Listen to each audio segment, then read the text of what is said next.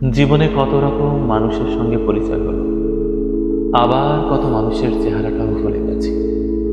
মানুষের চুপচাপ ধীরে ধীরে চোখের সামনে থেকে আড়াল হওয়া দেখে এখন আর অবাক লাগে না। যার সঙ্গে আমার যতটুকু পথযাত্রা লেখা আছে, সে ততটুকু রাস্তায় আমার সঙ্গে হাঁটবে। মাঝপথে আলাদা রাস্তায় ঢুকে পড়লে আমি আর আশ্চর্য হই না, কারণ চির বাস্তব হলো মানুষ তার পছন্দের জায়গায় ছুটে যাবে। কে চলে গেল, কেন চলে গেল, এসব কারণ আর খোঁজা হয় না। আমার সঙ্গে তার এতটুকুই পথ চলা ছিল। আমি এটাই বিশ্বাস করি, মেনে নিই, সবাই তার গন্তব্যস্থল খুঁজে পায়। আমি কারো শেষ গন্তব্য হব এটা জরুরি নয়। নিজেকে অনেক সান্ত্বনা দিয়ে আসা মানুষ আমি।